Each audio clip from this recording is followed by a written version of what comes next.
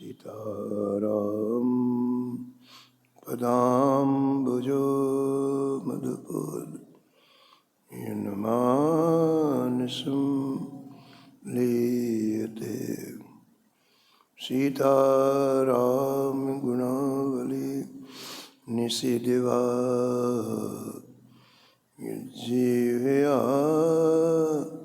पीयते सीताराम विचित्र रूपमनिशं यश्चक्षुषोर्भूषणं सीताराम सुनाम धाम निरतं तं सद्गुरुं संभजे नीलाम्बुज श्यामल कोमलांगं सीतासमारोपितभामभागं पारो महासायकचारुचापं नमामि रामं रघुवंशनाथं यत्र यत्र रघुनाथ कीर्तनं तत्र तत्र कृतमस्तकाञ्जलिं वाष्पवारि परिपूर्णलोचनं मारुतिं नमत राक्षसान्तकं वाञ्छाकल्पतरुभ्यश्च कृपासिन्धुभ्येव च पतितानां पावनेभ्यो वैष्णवेभ्यो नमो नमः। भक्त भक्ति भगवंत गुरु चतुर्नाम वपुएक इनके पदवंदन किए नासत विघ्न अनेक। हरिजो आय विराजिए कथा सुनहु इतिहास तुम श्रोता या माल के तुम पद रज ममवा तुम पीछे जो और हैं श्रोता हैं रस खान तिनके सकल मनोरथ पुरवहु श्री भगवान। राधे राधे गोविंद गोविंद राधे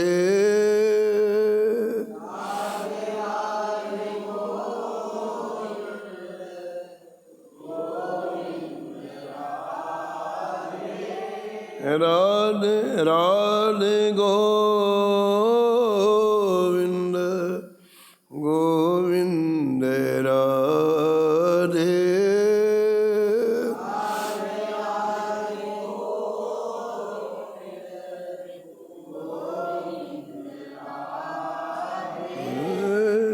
राधे राधे गोविंद गोविंद राधे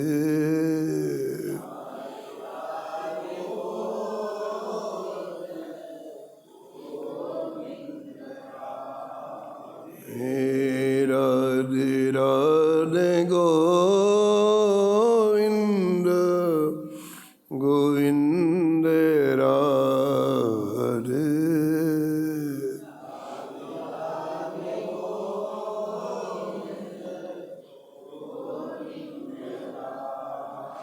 गोविंद राधे बोलो गोपाल राधे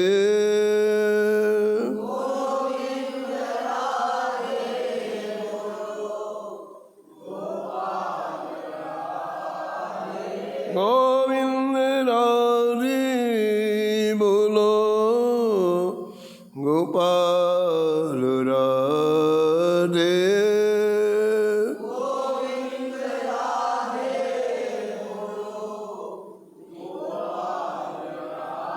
राधे राधे गोविंद गोविंद राधे।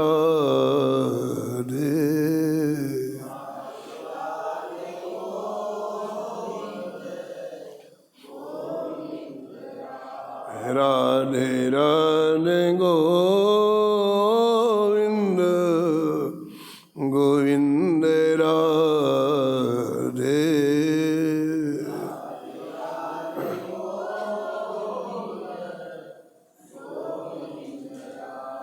गोविंद राधे बोलो गोपाल राधे।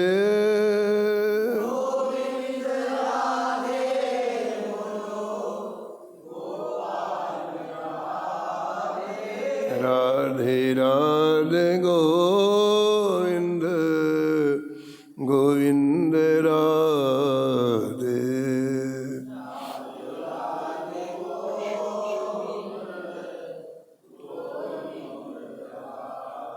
राधे राधे गोविंद गोविंद राधे।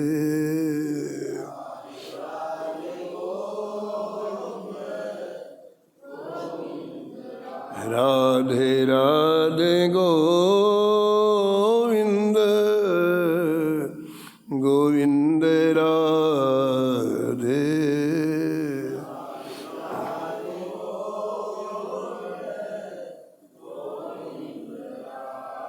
श्री जानकी वल्लभ लाल की, श्री मंगल मूर्ति हनुमान जी महाराज की, सपरिकर श्री भक्तमाल जी के, सब संत भगवान के, श्री स्वामी अग्रदास जी महाराज के, श्री नाभाजी महाराज की, श्री प्रियादास जी महाराज की, श्री वृंदावन धाम की, श्री बांके बिहारी लाल की, श्री राधा वल्लभ लाल के, श्री गिरिराज जी महाराज की, श्री यमुने महारानी की, श्री राम नाम महाराज की, श्री महाराज जी की जय जय श्री राम।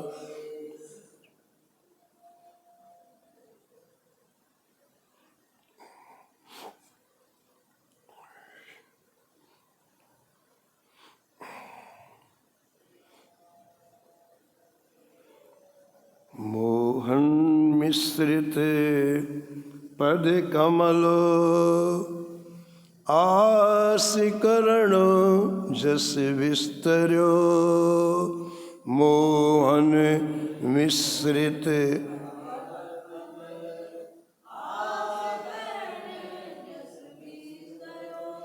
धर्मशील गुणशील महाभागवत राज ऋषि।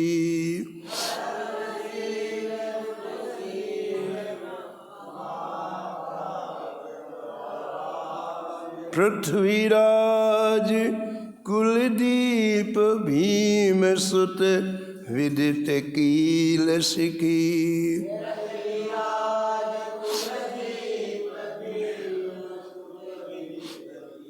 सदाचार्यति चतुर विमल वाणी रचना पद।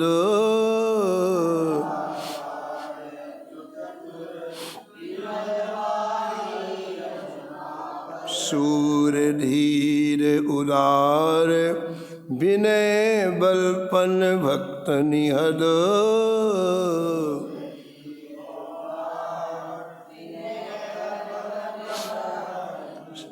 सीतापति राधा सुवरो।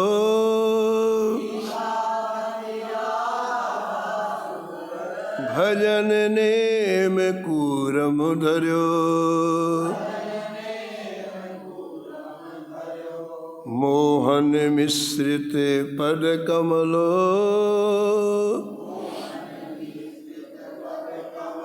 आस करण जस विस्तर्यो।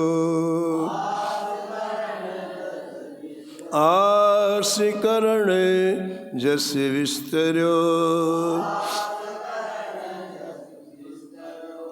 श्री स्मरणीय परम वंदनीय श्री भक्तमाल के रचयिता श्री नाभा गोस्वामी जी इस छप्पे में परम भागवत परम रसिक श्री आस्करण महाराज जी का स्मरण किया है और निष्कर्ष के रूप में कहते हैं कि श्री आस्करण महाराज जी ने दोनों ठाकुरों की सेवा की।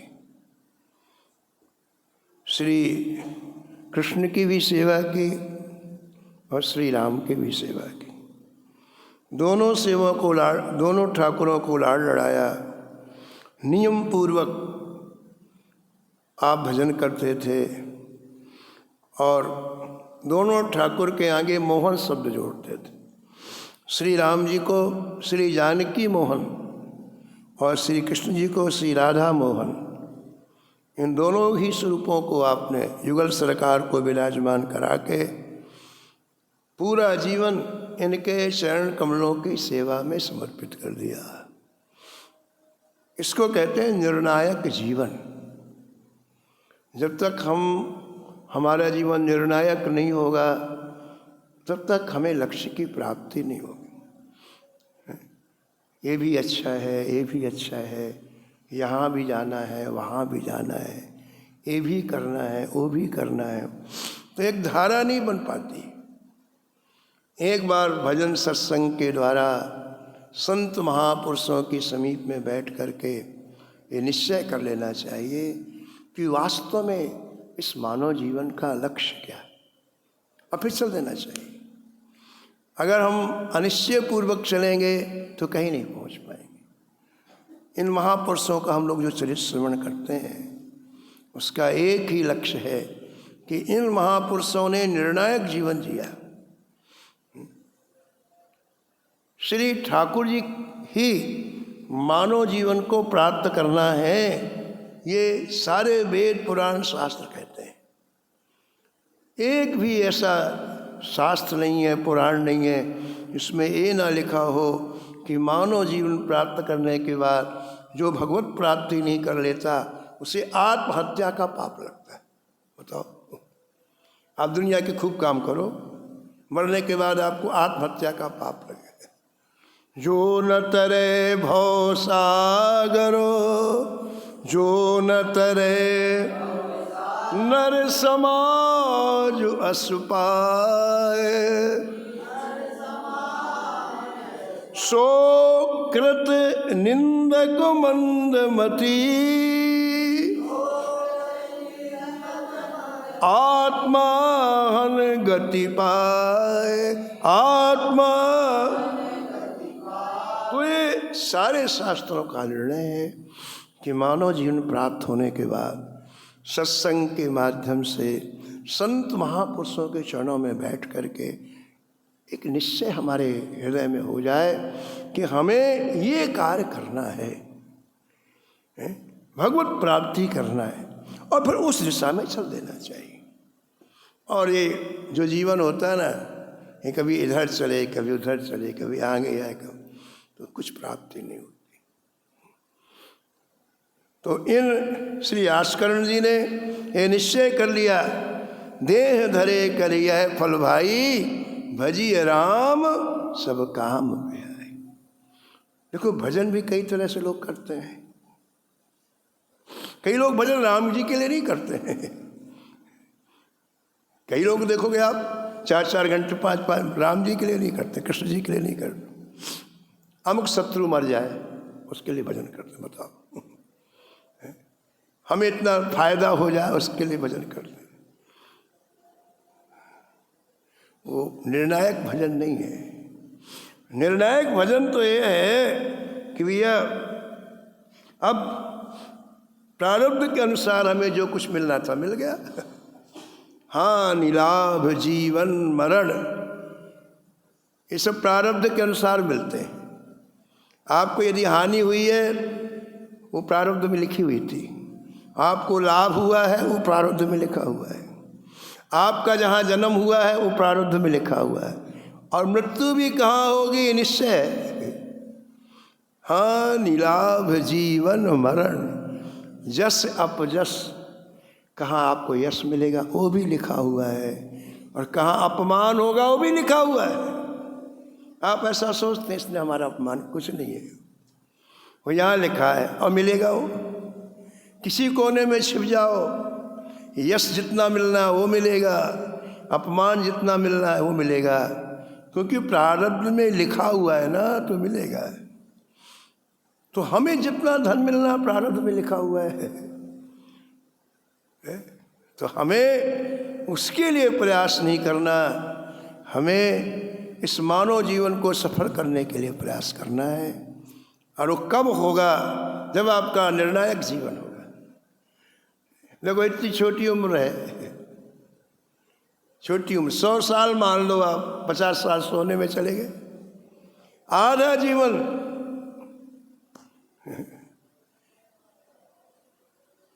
दिवस बिताई खाए के, दिवस बिताई, सूर्योदय हुआ कि खाना चालू कर देते हैं लोग, बस एक ही थे, बस बढ़िया बढ़िया खाओ। दिवस बिताई खाए के, रात बितायो सोए, रात हीरा जन्म अमोल है, हीरा जन्म अमोल है, कौड़ी मोले जाए, कौड़ी, इतना मूल्यवान जीवन कौड़ी के दाम में हम लोग नष्ट कर देते हैं। बताओ, बस 2 चीजें, दिन भर खाए, रात में सोए, खत्म हो गया जीवन। इसलिए हम संत महापुरुषों के चरणों में बैठ करके जीवन, निर्णायक जीवन जीना चाहिए। एक घुसपुट जीवन, जिधर हवा चली उधर ये सब मानव जीवन व्यर्थ में नष्ट करना है। तो यहाँ श्री नाभाजी महाराज लिखते हैं कि श्री आस्करण जी महाराज ने संपूर्ण जीवन श्री जानकी मोहन और श्री राधा मोहन, इन दोनों के चरण कमलों की सेवा में व्यतीत कर दिया। व्यक्ति सेवा कब करता है बताओ? जब सेवा के महत्व को जानता है। आप किसी व्यक्ति के पास क्यों जाते हैं? आपको लगता है कि व्यक्ति बहुत महत्वपूर्ण है ना, तभी आप उस संबंध जोड़ना चाहते हैं, उससे मिलना चाहते हैं। ऐसे जब तक सेवा का महत्व आपके अंदर नहीं आएगा तो आप सेवा को भार समझेंगे, आपकी सेवा में प्रियता नहीं होगी। इसलिए हमने पहले कहा, महापुरुषों के चरणों में बैठ के सत्संग के माध्यम से जानो पहले कि मानव जीवन कैसे, क्यों प्राप्त हुआ है। ये बताएं कि मानव जीवन क्यों प्राप्त हुआ। हम जिनसे उत्पन्न हुए हैं वो कौन है बताओ? जिनसे मानव देह उत्पन्न हुई है, मानव सृष्टि उत्पन्न हुई है, उनका नाम है मनु। सारी मनुष्य की सृष्टि मनु से हुई है, श्री मनु जी से हुई है। मनु जी ने क्या कहा उनसे पूछो आप। सबको छोड़ दो, सारी मानव सृष्टि की उत्पत्ति जिनसे हुई है उनके पास उनसे पूछे भाई कि ये मनुष्य जीवन किस लिए मिला है, तो वो अपना अनुभव बताएंगे। वो कहते हैं भैया मैंने भी यही सोचा था कि संसार की जितनी चीज़ें हैं इसके उपभोग के लिए मनुष्य जीवन मिला है, लेकिन तुम्हारी उम्र तो कुछ नहीं है, 100 साल में, कई लाख वर्ष मैंने ये किया, लेकिन मेरे हृदय का अभाव दूर नहीं हुआ है? अब रोज भोजन करते हो, तृप्ति हो जाए तो उसने क्यों भोजन करो आप? अगर आपको लग जाए बस कर लिया भोजन, लेकिन रोज भोजन चाहिए। जीवन के अंतिम समय तक भोजन चाहिए। संसार की जितनी चीज़ें हैं उनसे कभी तृप्ति नहीं होती है, अंत समय तक वही चाहिए। इसका मतलब उनमें क्षमता नहीं है आपके अभाव को दूर करने की, ऐसा मनु जी महाराज कहते हैं। तब मुझे गहरा पश्चाताप हुआ कि मैंने गलत जगह अपना समय बर्बाद कर दिया है। अभाव की पूर्ति भगवान की प्राप्ति से होती है। आज करो चाहे 1000 जन्म के बाद करो, आपकी इच्छा है। आज आप भगवत प्राप्ति कर लो और से 1000 जन्म तक घूमते रहो ऐसे ही, कभी कुत्ता बनो, कभी बिल्ली बनो, कभी गधा बनो, कभी बैल बनना पड़ेगा। जो व्यक्ति भजन नहीं करता उसे 84 लाख योनियों में घूमना पड़ता है। उसके बस की बात नहीं हो, नियम बना हुआ है। और भजन भी भगवान के लिए करो, संसार के लिए करो तो फिर जन्म न लेना पड़ेगा, फिर मरना पड़ेगा। ये बात थोड़ा ध्यान देने की, अपने आप को सोचो, आप मन को निहारो आप कि किस लिए भजन कर रहे हो आप। तो मनु जी ने कहा कि मुझे महसूस हुआ कि मैंने गलती किया, बड़ा दुख लगा, और तब मैं सब छोड़ करके भजन करने के लिए चला। होए न विषय विराग, होए न विषय भवन बसत भा चौथपन, भवन चौथपन, चौथापन आ गया, लेकिन संसार से तृप्ति नहीं हुई। कैसा विचित्र भगवान ने माया बनाई है, बताओ आप। हृदय बहुत दुख लाग, हृदय बहुत जन्म गयो हरि भजन बिनु। तो ये बात सत्संग में मिलेगी, सड़क में नहीं मिलने वाली है, संसारियों के बीच में नहीं मिलने वाले। वो तो यही कहेंगे खूब मरो, ऐसी बस हमारे तरीके रहो। लेकिन जब महापुरुषों के बीच में आप अपना समय देंगे सत्संग, तो जीवन का यथार्थ पता, अभी पता ही नहीं हमको। तो पशुओं का जीवन जी रहे हैं। पशु क्या करते बताओ? खाते हैं, पीते हैं, भोग करते हैं, मर जाते हैं। वही हमारा जीवन है, 2 कौड़ी का जीवन, 2 कौड़ी का। तो श्री आस्करण जी महाराज ने पूरा जीवन श्री जानकी मोहन और राधा मोहन के चरण कमलों की सेवा में व्यतीत किया। और देखो भाई, जो भगवान के चरणों में अपने आप को सौंपते हैं उनका यश होता ही है, ये नियम ये है। जो कितने राजा आए बताओ, कोई जानता है उनको? हजारों लाखों राजा आ गए पृथ्वी में, सब मर गए, कोई नहीं जानता है। लेकिन मीरा जी को सब जानते हैं, तुलसीदास जी को सब जानते हैं, श्री स्वामी हरिदास जी को सब जानते हैं, सूरदास जी को सब जानते हैं। क्यों? इन्होंने अपना जीवन ठाकुर जी में समर्पित किया। ऐसे यहाँ लिखते हैं, आस करण जग विस्तर्यो। राजा आस करण जी का जीवन की सुगंध, इनका यश चारों दिशाओं में फैल गया, क्योंकि उन्होंने सटीक निर्णय किया कि हमें ये जीवन ठाकुर जी की सेवा में व्यतीत करना है। और देखो, जो व्यक्ति ठाकुर जी से जुड़ता है उसमें दिव्य गुण अपने आप आ जाते हैं। एक कई चरित्रों में आपने सुना है, प्रेम निधि जी के चरित्र में आपने सुना है कैसे कैसे दिव्य गुण उनमें आए। वो पुरुषार्थ से नहीं आए। जो व्यक्ति भगवान की तरफ चलेगा ये गुण अपने आप आ जाते हैं। जैसे पानी बरसता है ना, और पहाड़ के ऊपर जितना पानी बरसता है वो धीरे धीरे धीरे चल करके एक तालाब में आ जाता है। नीचे तालाब होता है ना, तालाब भर जाता है। ऐसे जितने दिव्य गुण हैं वो जो भगवान की तरफ चलता है उसके हृदय में आ जाते हैं। समेट समेट भर, समेट समेट जल भर ही तालाब, समेट समेट तिम सद्गुण सज्जन पावा, सज्जन पावा तिम सद्गुण सज्जन पावा, तिम सद्गुण सज्जन पावा। तो संपूर्ण सद्गुण आस्करण जी में थे। उनमें कुछ का वर्णन किया श्री नाभाजी महाराज। पहला गुण बताते हैं धर्मशील। श्री आस्करण जी शास्त्रों में जिस तरह से धर्म का वर्णन किया गया है वैसा जीवन जीते थे। वेद व्यास जी ने महाभारत में लिखा है,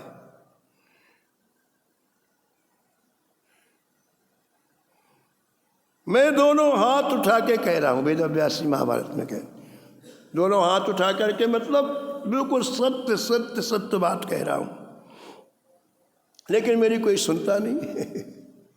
वेदव्यास जी कहते मैं दोनों हाथ उठा के कहता हूँ, लेकिन मेरी कोई बात सुनता नहीं है। धन आप चाहते हैं, लेकिन यदि तुम धर्म से अपने जीवन को चलाओ तो तुम्हें सभी प्रकार के धन मिल जाएंगे, सभी प्रकार की कामनाएं पूर्ण हो जाती हैं। तो भैया तुम धर्म का आचरण क्यों नहीं करते हो? सब चीज व्यक्ति चाहता है, लेकिन धर्म के अनुसार नहीं चलना चाहता है। और वेदव्यास जी कहते हैं कि धर्म के साथ चलो तो सब कुछ तुमको प्राप्त हो जाएगा, धन भी मिलेगा और तुम्हारी कामनाएं भी पूर्ण हो जाएंगी। तो धर्म के से अनुशासित हमारा जीवन हो, ऐसा आस्करण जी के चरित्र से पता चलता है। आस्करण जी का संपूर्ण जीवन वैष्णव धर्म के अनुसार आपने व्यतीत किया, इसलिए ने धर्मशील कहा। धर्म की बात सुनना भर नहीं है, उसे आचरण में लाना, तभी हम धर्मशील कहलाएंगे। सुनने को तो सभी कहते हैं सत्य बोलना चाहिए, और 24 घंटे झूठ बोलते हैं। अभी किसी को माइक दे दो, वही कहेगा हमारा सत्य बोलना चाहिए, और यहाँ से नीचे उतरे तो हो गया। तो सुनने भर से काम नहीं चलने वाला है, वो जीवन में भी होना चाहिए। तो पहला लक्षण बताया आस्करण जी का धर्मशील, और दूसरा बताया महाभागवत। श्री आस्करण जी महाभागवत है। महाभागवत किसे कहते हैं बताओ? महाभागवत की परिभाषा क्या है? भागवत जी में लिखा है, जिसमें 10 लक्षण हो वो महाभागवत है। कौन कौन? न काम कर्म बीजानाम यस्य चेतसि संभवा वासुदेवैक निलयः स वै भागवतोत्तम। कौन है महाभागवत? जिसके मन में संसारी विषय भोगों की अब इच्छा नहीं है, जिसके हृदय में अब वासनाओं का कोई उदय नहीं होता है, जिसके हृदय में एकमात्र भगवान वासुदेव निवास करते हैं। ये उत्तम भगवत भक्त के लक्षण हैं। जो धन संपत्ति अथवा शरीर आदि में ये मेरा है ये पराया है, इस प्रकार का भेदभाव नहीं रखता, जो सभी में परमात्मा को देखता है, ठाकुर जी को देखता है, और कैसे भी घटना आ जाए विक्षिप्त नहीं होता। ये ध्यान देने की बात। घटनाओं में हम यदि विक्षिप्त हो जाते हैं तो हम ठाकुर जी से नहीं जुड़े। छोटी छोटी बातों में हमारा मन खराब हो जाता है, छोटी छोटी बातों में हम गुस्से में कुछ भी करने को तैयार हो जाते हैं।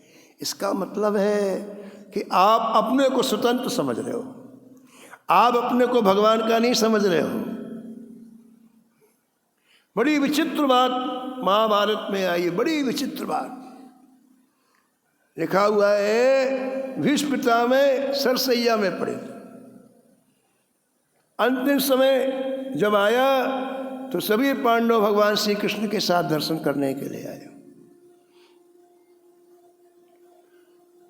भगवान ने युधिष्ठिर जी से कहा, युधिष्ठिर जी, भीष्म जी को जैसे धर्म का सूक्ष्म ज्ञान प्राप्त है किसी को नहीं। तुम्हारे मन में बड़ा कष्ट है कि इतने लोगों की मृत्यु हमारे द्वारा हुई है, और तुम्हारे मन की जो पीड़ा है आज भीष्म जी के सामने निवेदन करके दूर कर लो, समाधान कर लो।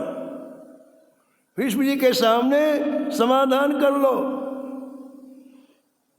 तो भीष्म जी से युधिष्ठिर जी ने पूछा, प्रश्न किया।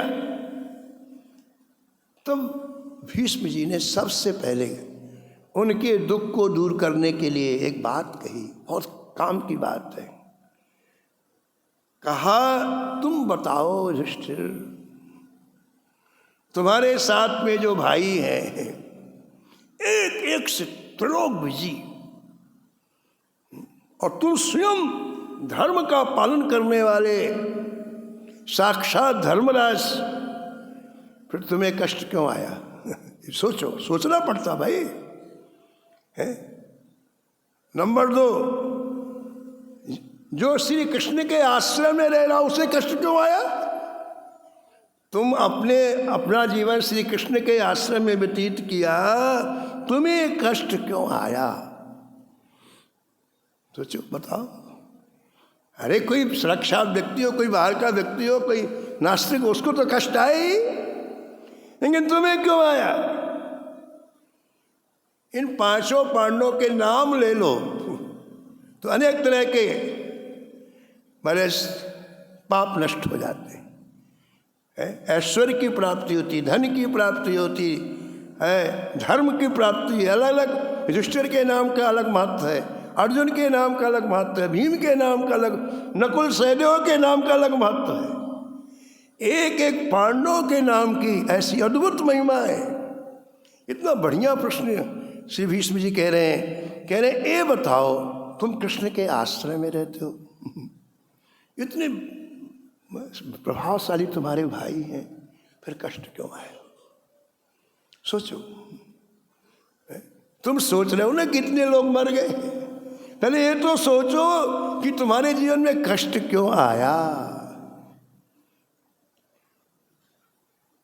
फिर से हम भीष्मता में उत्तर देते, कहते हैं अच्छी तरह से इस बात को समझ लो कि ये कष्ट प्रारब्ध के द्वारा नहीं आया। कष्ट तो प्रारब्ध से आता ना, हानि लाभ जीवन मरण, कष्ट प्रारब्ध से आता है। लेकिन भीष्मता में कह रहे हैं इस बात को अच्छी तरह से हृदय में बैठा लो कि ये कष्ट प्रारब्ध के द्वारा नहीं आता। प्रारब्ध के द्वारा आया होता श्री कृष्ण वहाँ विराजमान थे। हिम्मत है।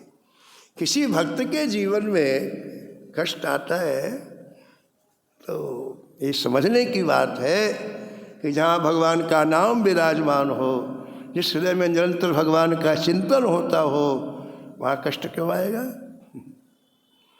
बड़ी अच्छी बात ये भीष्म जी की स्तुति के प्रकरण में है कि भीष्म जी पूछ रहे हैं युधिष्ठिर जी से कि तुम्हारे जीवन में इतने बड़े बड़े कष्ट आए, विचार करो कष्ट कैसे आए। तुम सभी प्रभावशाली हो और सबसे बड़ी बात कि कृष्ण का आश्रय प्राप्त है तुम्हें, फिर कष्ट क्यों आए? भीष्म जी ने पूछा युधिष्ठिर जी से।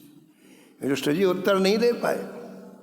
युधिष्ठिर जी इस बात का उत्तर नहीं दे पाए। तब स्वयं भीष्म जी ने कहा, कान खोल के सुनो युधिष्ठिर, ये सभी जो कुछ हुआ है ये हरि की इच्छा से हुआ है। किसकी इच्छा से? श्री कृष्ण की इच्छा से। ये प्रारब्ध जनित नहीं है। तुम्हारे जीवन में जो कुछ हुआ है ये किसकी इच्छा से? श्री कृष्ण की इच्छा से। मैं बाणों की सैया में पड़ा हुआ हूं और मेरे हाथ में यदि धनुष आ जाए तो त्रिलोकी में किसी की हिम्मत नहीं है कि मेरे सामने खड़ा हो जाए। मनुष्य क्या देवता नहीं खड़े हो सकते? परशुराम जी, गुरु जी हार गए, कोई खड़ा नहीं हो सकता है। आज मैं बाणों की सैया में पड़ा हूं तुम्हारे कारण, तुम्हारे बल से, इनकी इच्छा से, श्री कृष्ण की इच्छा से। कर्ण कहाँ गया? श्री कृष्ण की इच्छा से। बड़े बड़े योद्धा का, इसलिए तुम में दम नहीं था। तुम में दम नहीं था, ये इनकी इच्छा से हुआ है ना, इनकी इच्छा से हुआ है। जब इनकी इच्छा से हुआ तो तुम दुखी क्यों हो रहे हो? जब श्री कृष्ण की इच्छा से हुआ तो फिर दुखी क्यों हो रहे हो तुम? ये बड़ा मार्मिक प्रश्न है। जब श्री कृष्ण की इच्छा से हुआ फिर दुखी क्यों हो रहे हो? तो प्रश्न यहाँ ये उठता है कि युधिष्ठिर जी ने कहा कि जब श्री कृष्ण की इच्छा से था तो श्री कृष्ण ने हमें बता क्यों नहीं दिया? कष्ट में हमारे साथ तो थे, हमें बता क्यों नहीं दिया? तो भी भीष्म जी कहते हैं, युधिष्ठिर, इनके मन की बात को जानना बड़ा मुश्किल है, कोई नहीं जान सकता। ये कब कहाँ क्या करना चाहते हैं कोई नहीं, ब्रह्मा नहीं जानता। आदमी की तो बात छोड़ दो, भगवान कब कहाँ क्या करना चाहते कोई नहीं जानता, कोई नहीं जानता। हाँ, थोड़ा थोड़ा जानते हैं। 4 व्यक्तियों का नाम लिया भीष्म जी ने, थोड़ा थोड़ा 4 व्यक्तियों का नाम लिया, थोड़ा थोड़ा जानते हैं। कौन कौन जानते हैं? कहते हैं जो निरंतर भजन करते हैं आशुतोष भगवान शंकर, वो थोड़ा थोड़ा जानते हैं। तुम पुनि राम राम दिन राती, सादर जपहु अनंग आराती, वो थोड़ा थोड़ा जानते हैं। और जो निरंतर श्री ठाकुर का गुणगान करते हैं श्री नारद जी थोड़ा थोड़ा जानते हैं। नारद जी भगवान के मन के अवतार, उनके पास जो वीणा है वो बनाई हुई वीणा नहीं है, देवदत्त भगवान के द्वारा प्रदत्त की हुई वीणा है। और उसी वीणा से ओ निरंतर श्री ठाकुर जी का गुणगान करते हैं, तो वो जानते हैं। और जो निरंतर भगवान का ध्यान करते हैं श्री कपिल भगवान, कपिल भगवान निरंतर भगवान का ध्यान करते हैं, इसलिए वो जानते हैं। ऐसे 4 नाम बताए। लेकिन भगवान कब कहाँ क्या करना चाहते कोई नहीं जानता है। इसलिए युधिष्ठिर जब इनकी इच्छा से हुए ऐसी ऐसी हाथ करके बता रहे, वहीं तो खड़े श्री कृष्ण, इनकी इच्छा से हुआ, जो मुस्कुरा रहे ठाकुर मुस्कुराते रहते, बोले जो इनकी इच्छा से हुआ है तुम खोपड़ी गर्म कर रहे हो, इनकी इच्छा से हुआ है, न तुम्हारे प्रारब्ध से हुआ है न किसी कारण से हुआ है, इनकी इच्छा से। और इनकी इच्छा को कोई समाप्त नहीं कर सकता। राम कीन चाहे सोई होई, राम करे अन्यथा अस नहीं कोई।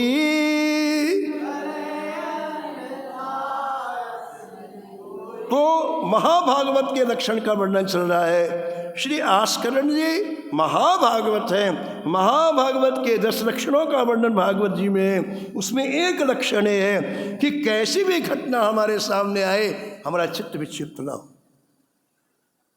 ये समझने की बात, नहीं तो काम गड़बड़ है। थोड़ी सी घटना में आदमी बिल्कुल या तो मायूस हो जाएगा या गुस्से में पागल हो जाएगा, ये महाभागवत का लक्षण नहीं है। कैसी भी घटना सामने आए कोई विक्षिप्त न हो, है वो समझे ठाकुर जी की इच्छा से हो रहा है, शांत रहे, ये महाभागवत का लक्षण है। तो ऐसे 10 लक्षणों से युक्त श्री आस्करण जी महाराज थे। और भी उनकी विशेषताएं वो आप आगे श्रवण करेंगे। वाणी को यहीं विराम। नमो नमो श्री भक्त सुमाल, जाके सुनत महात्म नासत, और झलकत राधा नंदलाल, गद गद स्वर पुल की तो अंग अंगनी, लोचन बरसत असुअन जाल, उतर जात अभिमान व्याल विश्व, सलेत जीवाय सुरस तेहि काल, होत प्रीत हरि भक्त जनन सो, लेत शीघ्र हटि चरण प्रचाल, तजत कुसंग लेत सत्संगति, भाग जगत को अद्भुत भाल, निशिवासर सोवत अरु जागत, रोम रोम हुए करत निहाल, श्री अग्रु नारायण दास प्रिया प्रिय प्रगति जीवन रसिक रसाल नमो नमो श्री भक्त सुमाल हरे कृष्णा कृष्णा कृष्णा हरे हरे हरे राम राम राम हरे हरे हाँ हरे कृष्णा कृष्णा कृष्णा हरे हरे हाँ हरे राम राम राम हरे हरे हरे हरे कृष्णा कृष्णा हरे हरे हरे राम राम राम हरे हरे